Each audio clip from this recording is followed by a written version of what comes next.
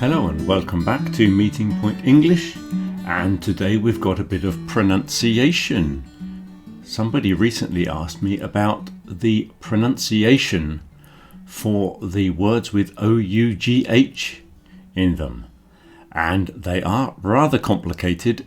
There is no specific rule, you just have to learn the words individually. So I've broken it down into the 7 different pronunciations for ough. So here is the first one, and the most popular. This symbol represents the sound or. The first word on the list is ought, as in ought to, which is a modal auxiliary verb, which means the same as should. Most people say should these days, but this one is pronounced ought to. The second word is naught, which means something like nothing or zero. It's sometimes the number 0 is called naught. The next one is thought, which is the past tense of think.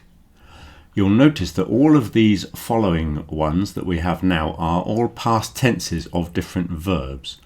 So we have thought, which is the past tense of think, bought, the past tense of buy, brought, the past tense of bring, sought, which is an unusual verb, that is the past tense of seek, which means something like to look for.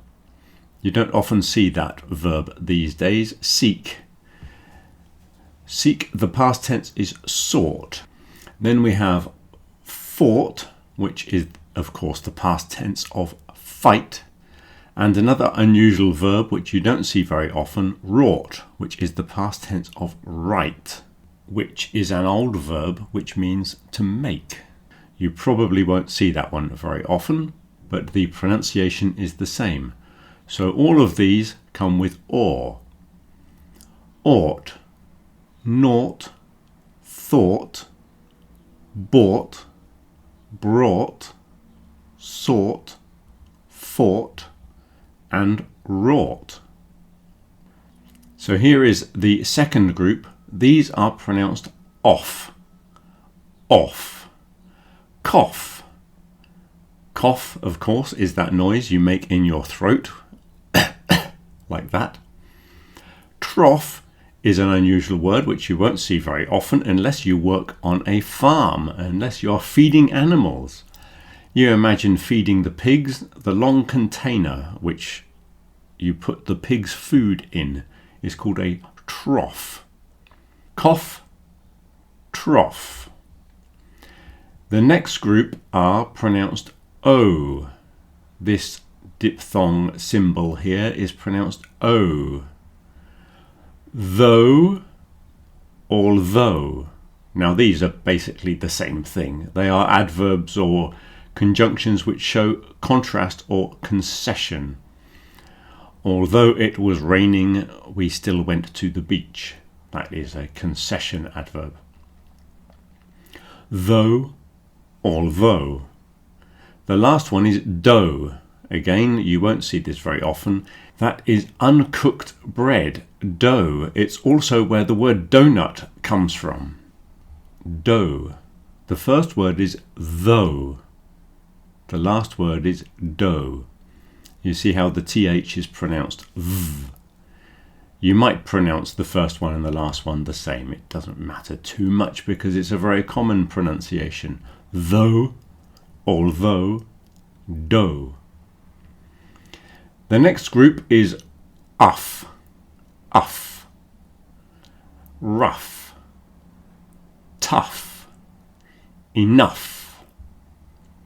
So rough means something with a texture. You can use rough to describe the sea when the sea is not flat and calm. When there are lots of waves, you say it is a rough sea, and it can be with a texture. It can also be used to say approximately. If you give me a rough idea or a rough figure, a rough price. It means approximate. Tough is something that's strong or difficult, so we can use it in various contexts. A tough guy is someone who's always fighting. A tough guy. You could say the exam was a tough exam, meaning difficult. Or sometimes if you're eating a piece of meat which has not been cooked correctly, or it's not very good quality, you could say the meat is tough. And enough, of course, means sufficient. The next group are pronounced ow, ow. Plough, drought, and bow. Okay, none of these are particularly common words. A plough is a farm implement, something that is pulled behind a tractor to break up the ground.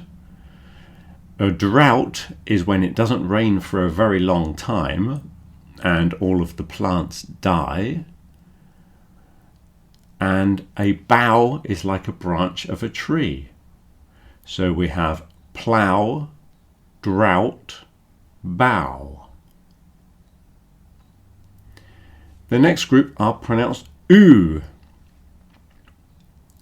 So through, as in I walked through the park, or we went through a tunnel. Through. And throughout, of course, is made of through plus out. And throughout we use for things like throughout the week, throughout my life, or throughout history. Through, throughout. The last ones are pronounced just with the schwa sound, schwa, the sound that goes So if you listen to this, thorough, borough. So it's just a little sound. Thorough, which means complete or detailed. And you'll often see thorough, more commonly maybe, in the adverb thoroughly.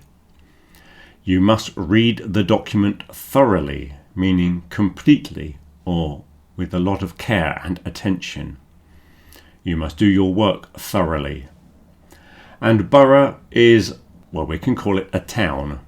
It's a very old term for a town with some kind of independence from the local lord or something like that. Thorough, thoroughly, borough. Okay, so those are the pronunciations of O-U-G-H. I hope that explains it for you. They're very complicated to learn, but those are just about all you need to know on that pronunciation. Okay, hope that was useful. I'll see you in the next video.